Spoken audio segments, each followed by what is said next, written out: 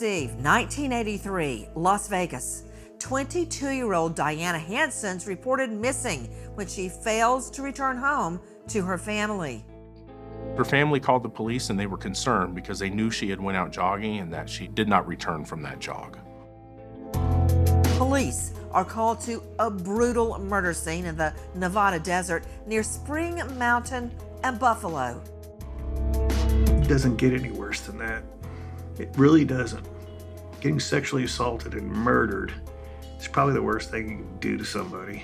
And to do it repeatedly, I don't get that. This is the story of Diana Hanson and how years after her murder and brutal sex assault, new forensic genealogy is used to track down her killer. I'm Nancy Grace. This is Bloodline Detectives.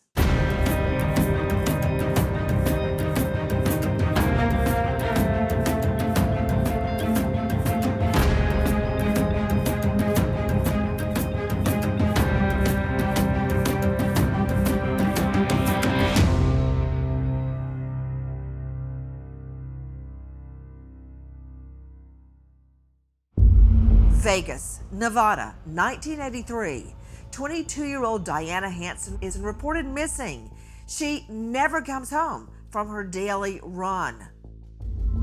She went out jogging around her home. She would wear a Sony Walkman, which was another rage of the 1980s, and you could put the headset on and listen and be in your own world. I got the idea to give her the headphones, the Walkman, because a lot of people were jogging with those back then so they could listen to music.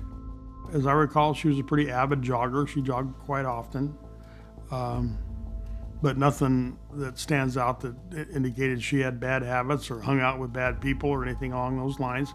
She was a successful college student as far as I know. Diana was a creative young lady, a journalism major. She liked to have interior design as part of her life. She created gifts that she would give to people. We didn't know each other in our childhood. We just were in the same dorm at University of North Texas in Denton. And we met in late 81 and dated off and on through 82 and then pretty solidly in 83. We just hung out and we jogged a lot. We'd go to the pool. I was a lifeguard at the pool there. And she was a wonderful young lady. She was a year younger than me. We grew up in an Air Force family, so we moved around a lot. But she was my little tattletale, always got me in trouble. But when we started getting older and I started getting to know her, I think she was a genuinely kind person. You won't find anybody that disliked her. Not one. If you went and found everybody that was in that college at the time, not one person would say, I can't stand her. Not one. I think we were on our way to having that adult sibling relationship where we would have probably been best friends. We talked on the phone probably that day. I tried to sneak a phone call in every day, but it's long distance back in the day, and my dad would stay on me, give me 5 minutes. But I didn't know she was going to go running that day, but she did around 4 o'clock in the afternoon and never came home. That was the one day she decided to jog without her friends. So When Diana Hanson doesn't come home, her parents rightfully are concerned. They know inside something is wrong.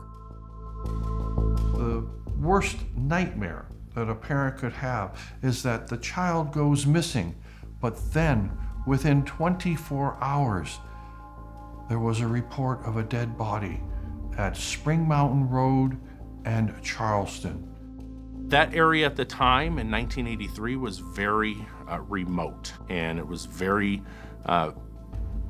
few people that would be going into that area, and it was basically used by a construction company as a gravel pit where they recovered and looked for rocks in the area.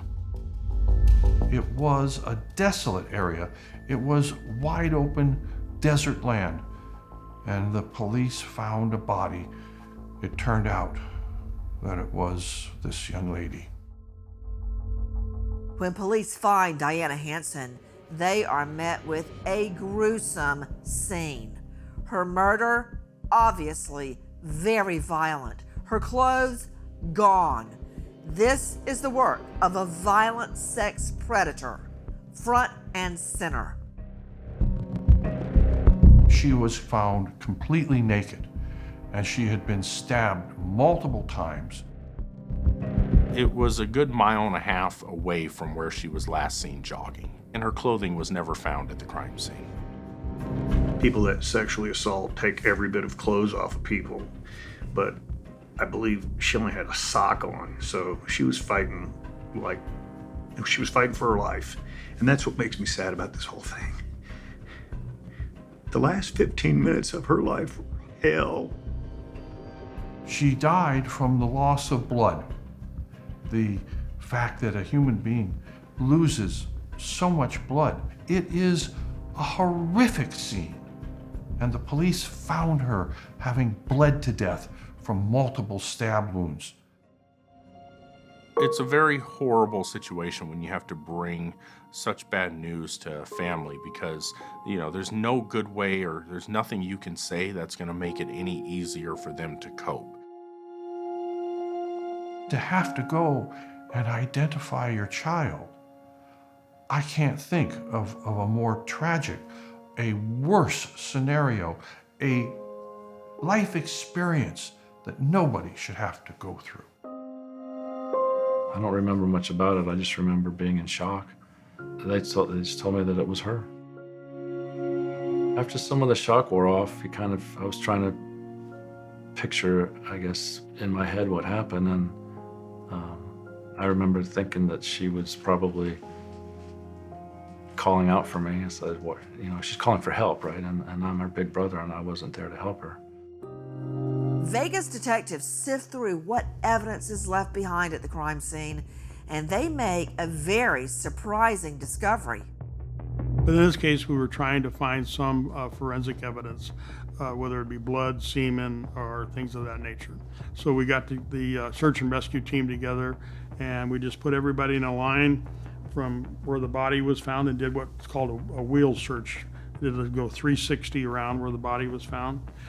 And one of the guys flipped over some discarded palm branches, and there their clothes was. Folded rather neatly too, as I recall. And that was always something that stuck in the back of my mind about the personality of the individual. The police thought that was very significant because it's sort of the mark of a killer. Killers have an MO, a modus operandi, where they tend to do things the same on each death. The police thought this was so strange that they then went and they teletyped. Teletyped. I mean, we had fax machines, we had teletype machines. There was no internet, there was no email, there was no instant communication all around the world. You had to do a teletype, a telex, to all of the police stations. Hey, do you have any cases which involve a killing where the clothes have been neatly folded up into a little pile and placed under some debris near the body? Do you have anything like that? They were hoping to get leads in that way. Didn't happen. The key piece of evidence when we found the clothes, I think it was 1 or 2 days later, and we found a blood stain. And through examination, we were told from the lab that it was a mixture of 2 different blood types. So we suspected that at some point in time, he either injured himself or she injured him in the altercation. But in 1983, that wasn't much. Police began by interviewing those people closest to Diana Hanson, including her boyfriend, Rich Emberlin. My dad said, some detective wants to talk to you from Las Vegas. And he got on the phone. He said, I'm sorry to tell you, Diana Hanson's been murdered. And I said, what happened? And he wouldn't give me any details, obviously. It was so unbelievable, I wanted to call him back to make sure. And my dad said, don't do that. It's true.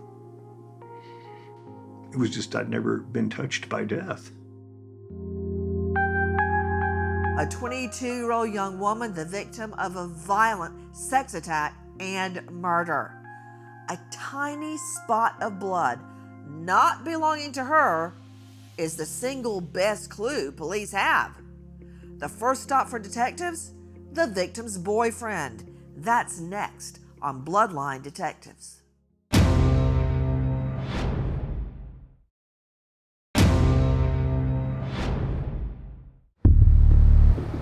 New Year's Eve, 1983, Vegas police discover the nude body of 22-year-old jogger Diana Hanson out in the desert.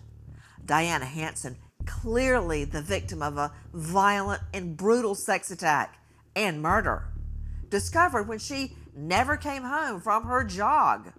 Now, police begin their investigation by interviewing those the very closest to Diana Hanson. The boyfriend's always a suspect, and they were probably just trying to make sure I was where I was at. I think I was probably a suspect for about an hour, but I think they polygraphed a previous boyfriend, previous to me, and that's pretty serious to get drugged down and polygraphed. They never did anything like that to me. No follow-up calls, no nothing. So the previous boyfriend, as part of the investigation, cooperated with investigators, and he even passed a polygraph examination so he could be ruled out for his involvement. Detectives very quickly rule out Diana Hanson's boyfriend as a suspect, and there are not very many more obvious suspects in sight. For Vegas police, it's time to return to the crime scene, establish a timeline for Diana's gruesome murder. Looked like at the time somebody was waiting for her. I think they found tracks or something that there was a vehicle waiting. And then when she jogged by, I think he popped out and grabbed her and threw her in the car. Tire tracks are a notorious way of finding a killer, because what we can do is we can find the manufacturer of that tire based on the tread.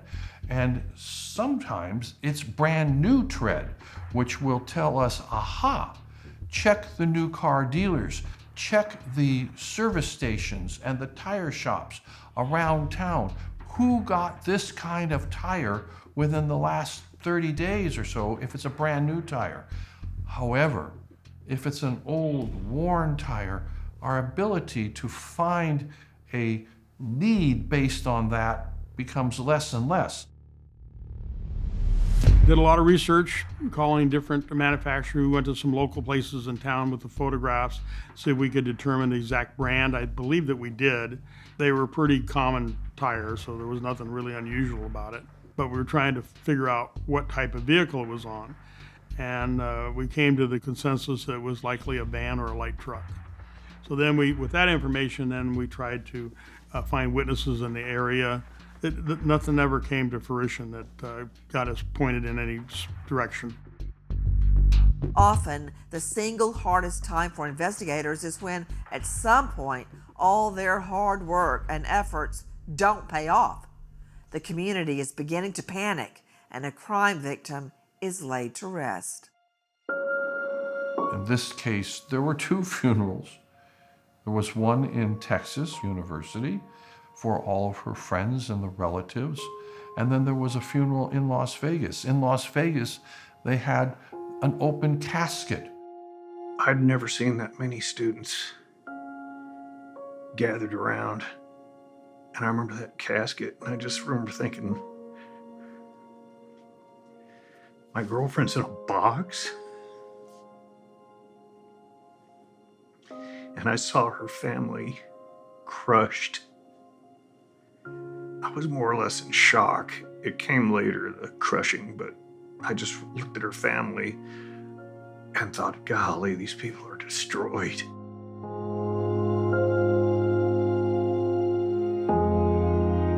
You know, the injuries were noticeable to the family that took place during the murder. And, that's just a horrible thing for the family to have to deal with, especially during such a time of grief. You can't believe you're there. You can't believe it's happening to you.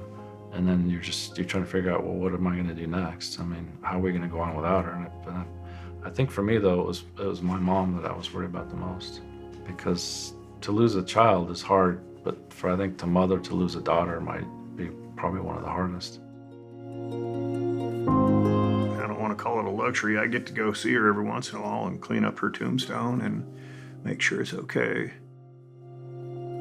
The reaction of a community to a young girl being stabbed to death, being raped, and literally being mutilated in the process is so horrific that the community can't comprehend it. It doesn't make sense. People shake their head and they wonder, what is it that our society has become? Why are we this way? Well, it was that way 50 years ago, and it is that way today. I guess this is just the way life is. But I don't think I'll ever get used to it, and nobody I know will ever get used to it. And the Las Vegas community, they were shocked. I just thought that she was out jogging and got murdered. I didn't know about the sexual assault. I didn't know the manner she was stabbed. I didn't know the manner in which she got killed. I didn't know any of that until I came to Vegas in '89 with a bunch of cops for the first time on one of those inexpensive trips. And we stayed at the Four Queens Hotel downtown, and the first morning I woke up, we didn't have the internet, you couldn't, I would call the detectives and they'd say, there's no changes. And I opened up my window and there was the Las Vegas Metropolitan Police Department, like right down the road. And I went, I'm gonna go over there and talk to them. And I went over there and I walked in, and the lady was real nice. And what I did not know is they had just done a crime reenactment of her killing. They called it the JK killer, the jogger killer. And I didn't think this lady would know anything about it. And I said, I want to talk to somebody about a homicide, which is probably not the smartest thing to say to a secretary in homicide. And she goes, which one? I go, well, it happened 6 years ago. Her name was Diana Hanson. And she went, hang on a second. He became a policeman himself. It was Diana's death which made him feel that he needed to do something to be able to contribute his skills, his knowledge, his motivations of solving crimes. And they go, you want to talk about the Hanson murder? I said, hold on, guys. I pulled out my badge. I go, I'm a police officer. Detective Dillard was there, and he remembered my name, and he says, come on upstairs, we'll show you the case file, which is shocking to me that they would let me do that. They forgot to take the pictures out of the crime scene. But I think they wanted me to see how hard they had worked on the case. That case file was that thick. And there was another smaller one next to it. And they said, here's the case file, and they slammed it down in front of me. They were real nice. They just wanted me to see how hard they worked. And I went through it page by page, and they were really meticulous, all the way down to that Sony Walkman she had on. They found the manufacturer and who bought it. And I knew I wasn't going to solve her case, and I didn't solve her case. I just called a lot. But I didn't want there to be Diana Hansons in my town, because it just hit me really so hard. You read it in the newspaper, and it doesn't mean anything, but when it happens to you, that's when you go, I got to do something about this. At some point in time, there's another one on your desk and another one on your desk, and you have to move on. We did everything we could do with what we had to work with. We just weren't successful. Investigators received a lot of tips in this case, and none of the tips, though, were anything viable that were leading us to any potential suspects. I don't remember at what point it became a cold case, but I do know that the Las Vegas Police Department kept in touch with my dad, because my mom didn't want to. I guess my mom and I were kind of the same. We kind of just buried it to a degree. So they worked with him and they kept in touch with him. I'd say at least every couple of years they updated him. Believe it or not, it will take 40 years a whole new generation of detectives, and brand new cutting-edge forensic science to solve the violent sex assault and murder of 22-year-old jogger Diana Hanson. As a matter of fact, the same forensic science detectives used to link Diana's case to another brutal sex assault and murder. That's next on Bloodline Detectives.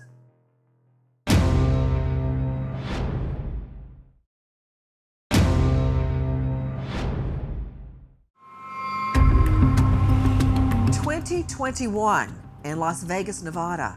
More than 40 years since two young women, 22-year-old jogger Diana Hanson and 16-year-old Kim Bryant, were murdered and sex attacked. Investigators armed with new forensic science genetic genealogy link a suspect to Kim Bryant's murder. But now they believe the two cases are connected. I was involved in the Diana Hanson case last year when we were actively investigating Kim Bryant. Kim Bryant was a 16-year-old girl who had been murdered after she'd been kidnapped from a local Dairy Queen here in Las Vegas. We had solved that case as a result of genetic genealogy. You will probably be surprised to know that more times than not, when we identify a perpetrator, especially from a sexual assault homicide, they end up being linked to other crimes as well. So in the Kim Bryant investigation, we had used Othram Labs because we had done that investigation with no leads, and Othram believed that they would potentially be able to make a solve based upon genealogy and genetic genealogy work. Their work on that case led to us identifying Johnny Peterson as the suspect in the murder of Kim Bryant. Once we discovered the perpetrator for Kim Bryant, it made news, and someone called the law enforcement. So we received a phone call from the ex-wife of Johnny Peterson, who had watched my press conference and gave that information believing that Johnny Peterson could be involved in another murder. Now, the ex-wife did not know the specifics, but she did know that there was a woman who had went missing at that time. After watching me give the press conference, she remembered that back in 1983, she had found a Walkman radio and a pair of panties inside of his vehicle. And when confronted about it, he basically said that his brothers were playing tricks on him, and she basically dismissed it at that time because of the story that he was able to provide. And she was very young and didn't know anything about the previous homicide. You know, I give a lot of press conferences and news interviews, and I intentionally withhold information because I want to be able to vet information as tips come in. When a person calls and they have information that is not publicly released and those type of details, those are things that we use to make sure that the tip is in fact accurate. So when she gave information that one, she was the ex-wife of Johnny Peterson, and the fact that she had found a Walkman and a pair of panties that she thought were potentially related was very concerning. And with the information that she provided, that made us think that there's a potential link. And we had DNA evidence that was stored that we then did a comparison between Johnny Blake Peterson's DNA and the DNA that was found at the murder of Diana Hanson. There is not a single police department with unlimited funds to pay for the expensive science a private company can offer. In Las Vegas, a group of concerned citizens decide to help. They call themselves the Vegas Justice League, and their donations to private labs make a dramatic impact in bringing cold cases back to life. Vegas Justice League is a group of people who have philanthropic hearts and souls and who want to help the community, often in many ways, not just through the Vegas Justice League. And what the Vegas Justice League does is give a $5,000 donation that goes directly to Othram, And then Authorn will go to the local PD and ask for cases, cold cases, that they say are now fully funded. And they say, give us your cases, whatever you want, you choose for us. We don't know as the Vegas Justice League. And hopefully they solve them. So we're very new, we just got started, and already we've had a couple solves. We help Southern Nevada law enforcement agencies work and solve cold cases that have DNA evidence that's available for genealogical DNA testing and research. I really saw the closure that was brought to the family, and I wanted to bring that to more families. Othram is the only forensic DNA lab in the world that is purpose-built to identify victims and perpetrators from crime scene evidence, and we do everything from the very beginning, from all the way from evidence to the courtroom, in-house. We're trusted with what very little remaining evidence is left to bring answers to families, to bring people's stories. I did spend some time running a research facility at Virginia Tech, and it was for the first time then that I was exposed to other kinds of applications of DNA testing and biomedical science that helped me develop and hone techniques that could be used outside of traditional biomedicine. And it was there that I became aware of problems that involved, for example, folks that have never been identified, crime scenes that have rich information, but that information hasn't been uncovered or measured, and these crimes go unsolved for years. So I began to get an appreciation of some of these other problems that could benefit from technology we'd built in medicine, but had never been applied to forensics. This is a flow cell, and so the way this works is that there's this glass surface. DNA is fragmented into little pieces, and then randomly positioned kind of on an XY grid on this glass surface. And so you synthesize the complement to that DNA, and as you synthesize it, you're using chemically modified DNA letters that emit color. If you take a bunch of photos of every step of that, you can essentially reverse engineer the sequence of DNA that was originally at any XY position on this slide, and in parallel, measure all of them and reconstruct it into something that represents a human genome. And that represents the second part of the challenge, which is the computational effort to use computer software and algorithms to look at these little tiny pieces of DNA and then try to figure out where each of these pieces go. And those positions that you're measuring where there are differences, those are your DNA markers. And if you take about a couple 100,000 of those differences, and you measure them, then you can use that to essentially infer how one person might be related to another, whether one person was or was not at a crime scene. And it just presents a more powerful and complete view of identity over, for example, using 20 markers. CODIS DNA looks at 20 markers in the DNA, and they're doing a one-to-one comparison to known profiles in a database. We can't do a one-to-one comparison because we don't have known profiles for these victims. We don't have known profiles for these perpetrators. They've already been run through CODIS and there's no hit. That when we build one of these DNA profiles and upload them to a genealogical database, we'll be able to get enough matches from everyone else that is in the database to be able to sort of tell you where that piece fits on a genealogical tree so that you can hone into the identity of that person. So what we're doing is trying to figure out who someone is. That's very different from trying to figure out if someone is in a known perpetrator database. And so therefore we need to look at a lot more markers in the human genome. Forensic genetic genealogy plays an important role in helping identify people when there's essentially an exhaustion of all the leads. There's no one to exclude, there's no suspects. It's just an open-ended crime of which the suspect is generally a random stranger. And sometimes it's very, very critical. For example, in Kim Bryant's case, we were able to identify someone that was never under suspicion. But then once that person's identified, they can be connected through traditional forensic testing, such as STR testing and CODIS testing. And then that same person was connected without the use of forensic genetic genealogy to Diana Hanson's crime. You feel relieved when you have so many potential other suspects, and now because of genetic genealogy, we know for a fact who committed Diana's murder. And even I had to have, step back for a second and go through and spend an hour walking through the case just so I could be informed exactly how we got to Johnny Peterson from all the other suspects, because just because you have a name, you still have to make that link with additional evidence and make sure that the person is responsible. You build a timeline and you look and make sure that the person, were they here at the time?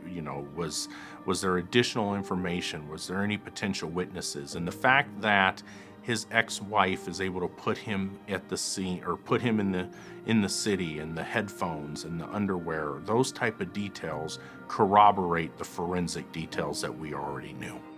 I called in November 2021, and I just asked for the cold case group, and I left a message, and this very nice detective called me back, and she said, "I think I know about this case."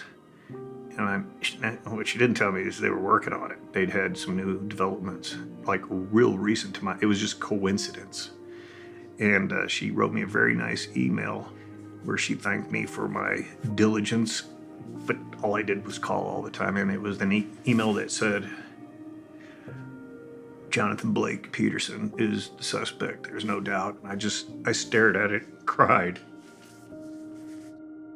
The Bloodline Detectives now have a prime suspect in the brutal murders of two beautiful young women in 1979 and 1983.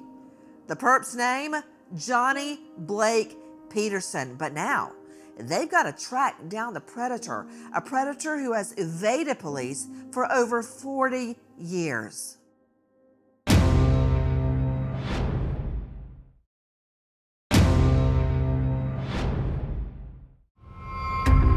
It is 2021, and Vegas detectives have solved almost identical murders and sex attacks of 22-year-old Diana Hanson and 16-year-old Kim Bryant more than 40 years earlier. Their main weapon? A private research company named Othram Labs. Othram pioneering the use of genetic genealogy to match the DNA of victims to their predators. The fact that he's deceased means that he would have never been arrested, and his DNA would have never made it into CODIS as a perpetrator. So therefore, traditional testing, CODIS testing, would have never worked to identify him. But because we were able to use the advanced DNA testing that we do at Othram to identify Kim Bryant, we were able to enter his DNA into CODIS, and now there's another match. Forensic genealogy was absolutely critical here because it narrowed down the number of possible suspects and then gave us a DNA match with Peterson as being the perpetrator of both crimes. We knew that he had ended up dying of a drug overdose years later, but we also knew that he was responsible for killing Kim Bryant in 1979, and he also had a prior case involving a sexual assault prior to that. And it's a horrific case of a guy who is a monster, and he had killed one girl, and then he killed Diana Hanson, and there's potentially more victims that we just have not been able to identify yet. I'm certain he's going to be linked to it in other cases. It's just a matter of how many. It's, once we're able to identify and conduct genetic genealogy on additional cases, we're going to link him to other cases. Criminologists tell us that sexual crimes are not crimes involving a sexual desire, but they are crimes of violence where sex is used as a weapon. What we can tell about Peterson is that he was a predator, he was violent, and he liked using sex as a weapon. We still, to this day, have not been able to make a link between Diana and Johnny Peterson as far as if they knew each other. But, knowing his past violent background and his sexual deviancy, I do believe that he was out looking to abduct and rape another victim. As a homicide investigator, you're never gonna see such a huge change in technology in such a short amount of time. And you look back at some of the cases that we're solving because of genetic genealogy, it's fulfilling. And the fact that you're able to close these cases and give families justice is just a great feeling to be able to have. Next on Bloodline Detectives, finding justice after more than 40 long years.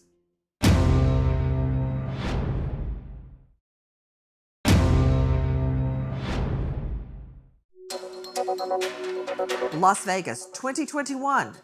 After more than 40 years, 2 almost identical sex attacks and murders solved by a combination of groundbreaking science and good old-fashioned detective work, plus a community that not only cares, but takes action. It definitely has opened my eyes to more of these families and some of the pain that they've gone through, and that's something that in the future that I'd like to see, being able to help them out any way that we can to help them have a little bit of closure in their lives. We're just glad that we could help to to solve another case and to bring closure to the family for that. Just by the goodwill of Justin Wu and him having created the Vegas Justice League and funding the cases from the Las Vegas Metropolitan Police Department, the willingness of Lieutenant Spencer to use new technology and unconventional funding to still pursue justice in his cases, and the ability of Othram to sort of connect all those pieces together and to perform this advanced testing in a predictable and reliable manner allows us to bring closure to so many people in this community. And so many families now have answers that they would have otherwise never had. DNA Solves is our advocacy site, and it's where we talk about the stories for the people that we were able to identify, the perpetrators that we were able to identify from crimes that were committed against others. You can add your DNA to our DNA Solves database to help solve some of these crimes. You can help fund one of these cases that are unfunded. Even as little as $1 would help fund these cases. Also, you can help share these stories. Sharing these stories and bringing awareness to this method, bringing awareness to the need that there is for this type of technology and funding for this technology in order to be able to solve entire backlogs is key to the success of this type of technology. For Diana Hanson's boyfriend, Rich Emberlin, the pain may ease, but it will never completely go away. It's a happy, sad conclusion. We know who did it. I don't come to Vegas and look around at every guy and go, I wonder if not that I really did, but I know where that guy's buried. And that's a good thing. And I accept closure now. Diana's the victim, but I'm not the only wounded person from it. It's her family. Truly. They were crushed. And now having a daughter, I can see why. My mom hated God for a few years, but she actually came back to the church and in her way forgave, we didn't know who it was, but forgave the killer. I don't know if I could ever forgive like she did, but for me, I think I changed, and instead of letting memories of her make me feel sad, I figured out a way to make memories of her make me happy or make me feel comfort. As I kind of realized that it was more about her and not about how she died or who killed her, she started becoming more of a comfort to me, just knowing that she was there. And sometimes I would do something stupid or I'd do something I'd wonder how she would react to it. I can imagine I would give her a phone call and say, hey, I think there was things I could probably tell her later in life that I probably would have a hard time telling other people. So I think if I missed anything, that's probably what I miss, is that opportunity. One of the many tragedies about the murders of Diana Hanson and Kim Bryant is that they were beautiful, young, vibrant women struck down by a vicious predator with the very best years of their lives still ahead of them. The Bloodline Detectives can never bring them back to us, but after 40 long years, Bloodline Detectives have eased the pain for the victims' families and their loved ones. At the very least, they can also keep Diana Hanson's and Kim Bryant's spirits alive. I'm Nancy Grace. Thank you for joining us here on Bloodline Detectives.